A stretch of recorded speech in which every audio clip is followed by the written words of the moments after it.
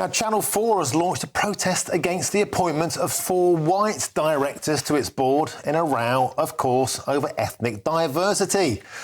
Culture Secretary Lucy Fraser approved the appointment with 14 staff out of the 15 members now being white. And that's well below the 18% of its total workforce that is from an ethnically diverse background. And that in itself is actually way above the national average. But joining me now to discuss this is social policy analyst Dr. Rakib Hassan, a great fan and friend of the show. Welcome to the show, Rakib. Always a pleasure. Here we are again, mate. The same old merry-go-round. And of course, the people are too white. But there is a certain delicious irony this time, Rakib. Channel 4, who always bangs on about diversity, actually hung by its own petard.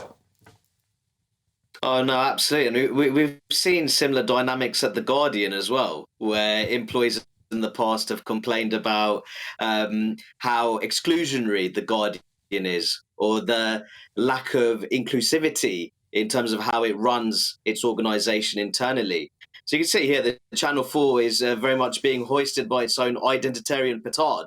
You could say. And I think it's a real shame, Martin, just to make this point, that when we're talking about the quality of a boardroom, that it is so focused on race. I think it's a shame. Yeah, and there's an extra element to this, Rakib. Turns out as well, Rosina Breen, a former BBC executive, was rejected in this process, and she's not happy about that, complaining about Lucy Fraser, the Culture Secretary's role in that.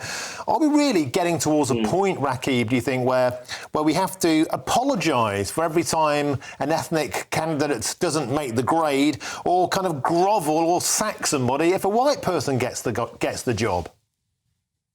Well, I think that when it comes to these kind of processes, of course, we can look at how they can be improved. But I think the point that we're both making is that at the moment, when looking at how to improve those processes to make them more robust and rigorous, I don't think the answer is focusing so much on race. And as we know, much of this is the result of importing this toxic racial identity politics from the United States, which does have a very different national history and environment when it comes to matters of race, and into the UK. I think something that we've talked about before is the lack of working class representation on boardrooms. How many people sitting in these boardrooms that we're referring to, how many of them had a traditional working class background, irrespective of their ethnic heritage? I'd be quite keen to see the figures on that.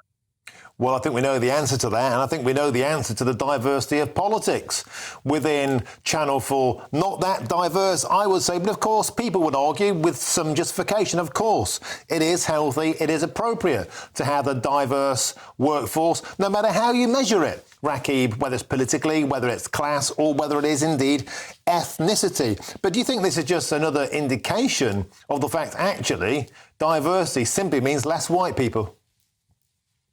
Well, I think that much of the DEI policies that we're seeing in a variety of sectors, I think they're deeply exclusionary towards the white British mainstream. I think that we saw that recently in respect of the RAF, where you had recruitment officers making comments such as useless white male pilots.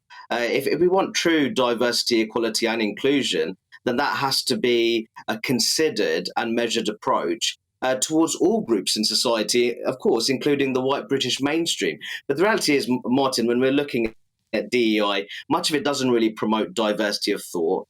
Contrary to being inclusive, I actually find it deeply exclusionary. And if we're looking at equality, I think the issue is that I support equality of opportunity, but I think DEI operates more towards the equalisation of outcomes. And I don't think that has any place in a civilised and advanced democracy such as ours. So, Dr. Hassan, we talk about this a lot. Do you think this is going away, or is it going to get much worse before it gets any better? We seem obsessed with identitarian politics, and it seems to be dictating who gets jobs, who doesn't, and who gets laid off.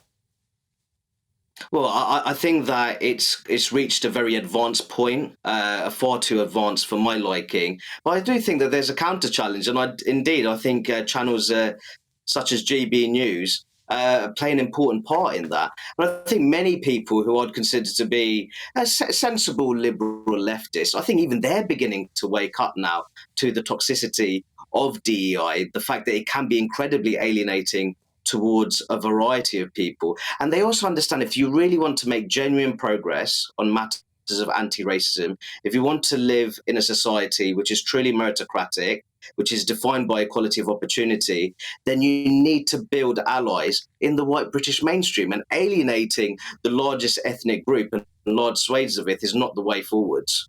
OK, Dr. Rakib Hassan, thanks for joining us on the show. As ever, mainlining common sense. Always a pleasure.